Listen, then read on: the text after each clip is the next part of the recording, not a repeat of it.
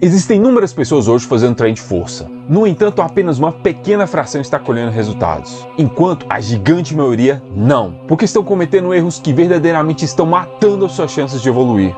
Tempo, dinheiro, esforço, tudo indo pelo ralo. E devido a ser uma pequena fração que tem resultados de verdade, existe uma grande chance de adivinha quem está cometendo esses erros e desperdiçando potencial.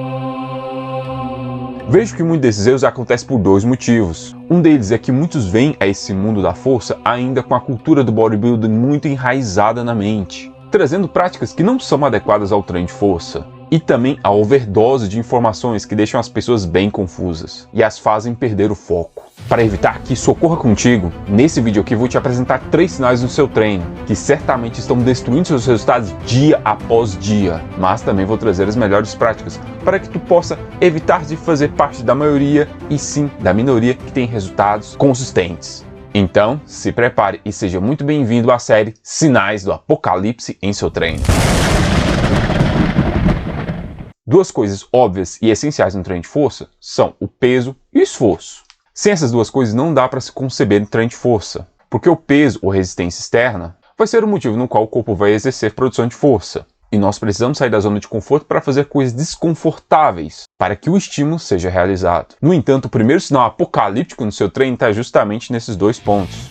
Pesos pesados e intensidade de esforço alta precocemente. Os pesos pesados que me refiro aqui estão mais relacionados à porcentagem relativa da força máxima, e a intensidade de esforço se refere ao quão longe tu vai relativa ao seu máximo com dada porcentagem. As duas costumam andar juntas, e à medida que nós vamos nos aproximando a uma RM, a janela entre esforço mínimo e esforço máximo ela vai cada vez reduzindo. Por exemplo, em uma intensidade de 75%, fazendo uma repetição seria um esforço bem mínimo, né? Super tranquilo. A janela entre o mínimo que tu pode fazer com essa intensidade e o máximo é bem grande, pois o máximo possivelmente seja algo como 10 RM. Agora, e se nós vamos para 85% dessa vez e fazendo essa mesma uma repetição? É tranquilo ainda, mas nem tanto, pois o máximo de repetições possíveis com essa intensidade seja algo em torno de 6 RM. A janela então se reduz. Se nós vamos ainda para 95%, fazendo essa uma repetição já vai ser muito próximo do máximo possível, que muito possivelmente seja umas 2 RM. Então é inerente que quanto mais pesado,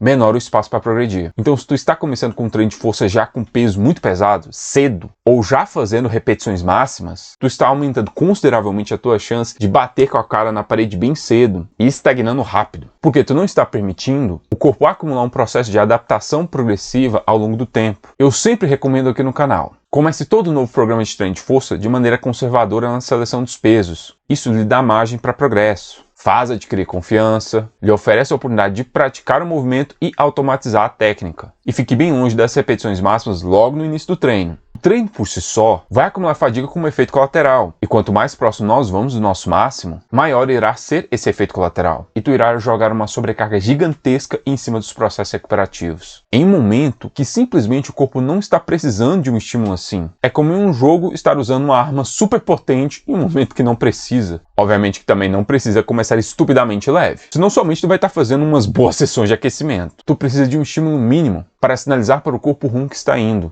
Algumas recomendações que eu posso trazer aqui sobre o quão pesado começar um novo programa de treino de força vai depender de acordo com o seu nível. Iniciantes absolutos, aquelas pessoas que nunca treinaram na vida, ou começaram a fazer treino de força há pouquíssimo tempo, algo como menos de um mês, por exemplo, para servir como parâmetro. Esse é o público que mais pode começar pesado e com alto esforço, porque na realidade não é pesado de verdade. Não é um estresse que vai drenar o espírito da pessoa, é só um desconforto de estar fazendo algo realmente difícil pela primeira vez. Nessa população eu recomendo que a primeira sessão seja com peso que vá no limite da boa técnica, que se acrescentar mais peso ou fazer mais repetições, vai ter algum desvio. E acredite, nessa população o peso que vai gerar isso não é nada muito impressionante. Às vezes só com a própria barra isso já acontece, e se isso acontecer, o primeiro dia é com a barra apenas. Iniciantes treinados. Assim como os iniciantes absolutos, não precisam se preocupar com porcentagem da força máxima. São pessoas que já estão num processo de automatização da técnica do movimento. Aqui recomendo que o primeiro dia de treino seja que a última ou as 2 últimas repetições da última série, a velocidade da barra comece a se alterar, começando a ficar um pouco mais lenta. Não sou um cara muito de escala de percepção subjetiva de esforço, mas que nesse primeiro dia, nessa série, se a pessoa se pilhasse muito, ela conseguiria fazer umas 3, talvez 4 repetições a mais. Intermediários. aí sim já acho interessante utilizar a porcentagem da força máxima. Porque nesses indivíduos, os valores correspondentes a 1 RM e também as porcentagens desse valor vão se alterar num bom ritmo, mas nem tanto assim como os iniciantes. Recomendo então usar algo em torno de 70% a 75% na primeira sessão, mas também sempre terminando na primeira ou mesmo as 2 primeiras semanas de treino, com aquela sensação de que caberia mais. Avançados.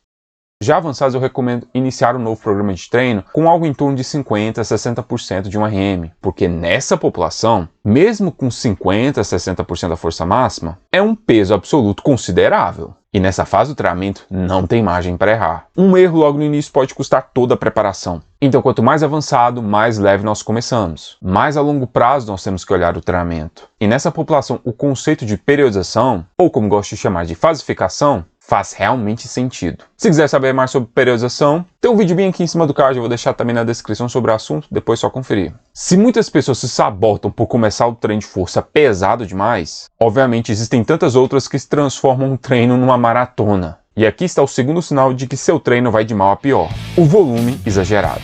Qual a sua frequência de treinos semanais? Qual a frequência dada para cada exercício e na massa muscular que é usada nesse exercício? Quantos exercícios são feitos? Quantas séries de treinos são feitas? Quantas repetições totais são feitas? Qual é a amplitude de movimento utilizada nos exercícios? Tudo que destaquei aqui agora em forma de perguntas vai afetar no volume de treino. Melhor dizendo, na quantidade de trabalho que é feita. Trabalho que é força aplicada à distância. No caso, falamos há pouco sobre o peso no qual vai ser o motivo dessa produção de força acontecer. Trabalho esse que vai demandar um gasto energético para ele acontecer. Mas tem algumas pessoas que exageram. Fazem 7, 8, 9, 10 exercícios por sessão, 5 séries para cada exercício, repetições como se não houvesse amanhã. Resultado disso? Essas pessoas estão cronicamente drenadas. Processo inflamatório para todo lado, devido a um caminhão de carga excêntrica que passou por cima delas, que rotineiramente não afetam só o dia a dia, mas até as sessões de treino posteriores. E eu tenho que lhe dizer, se seu treino parece uma maratona, lamento, mas tu não está treinando pesado o suficiente para ele ser chamado de treino de força. Tu está fazendo treino de fadiga e não treino de força. Lembra que eu falei antes que o treino vai acumular um efeito residual de fadiga? E que os esforços máximos mais ainda? Então, com um volume exagerado nós conseguimos isso.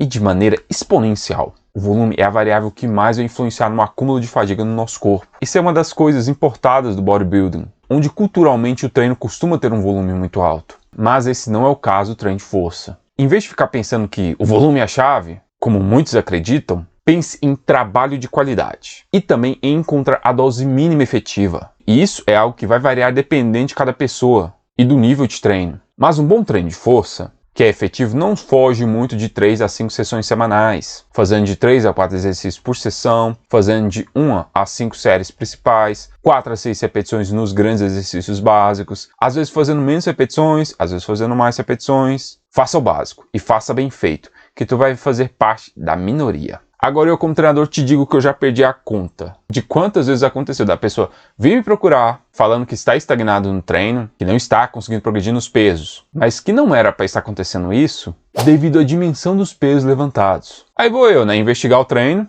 levantando informações e quase sempre a pessoa está descansando ali algo em torno de 1 a 2 minutos entre as séries. E aí eu falo para a pessoa aumentar o tempo de intervalo para algo em torno de 5 a 6 minutos. E aí depois de uma resistência inicial, a pessoa acaba fazendo isso, acaba aumentando para 5, 6 minutos de intervalo de treino e tcharam! A estagnação se foi. E esse é o terceiro sinal do apocalipse em seu treino no vídeo de hoje. Intervalos curtos demais.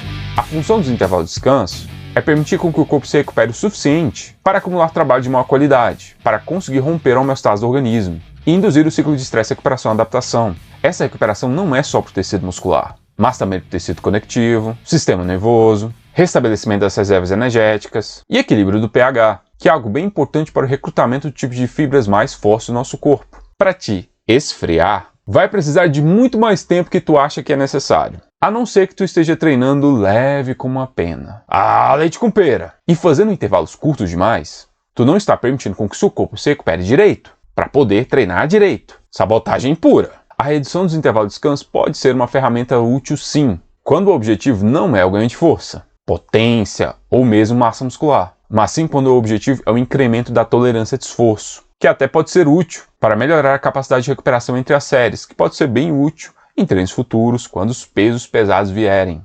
então seria um direcionamento maior para resistência do que para força. Obviamente, se tu está começando agora, não levanta pesos super pesados ainda, não precisa esperar de 10 a 15 minutos entre as séries. Pode começar mesmo com algo em torno de 2 a 3 minutos, e à medida que vai ficando mais forte, vai aumentando. Quanto mais massa muscular um exercício usar, maior deve ser o tempo de intervalo. Então, nos grandes exercícios básicos, os intervalos vão ser maiores do que naqueles exercícios que nós categorizamos como acessórios ou auxiliares. Mas quais dos grandes exercícios básicos são efetivamente os melhores para o ganho de força e simultaneamente do ganho de massa muscular?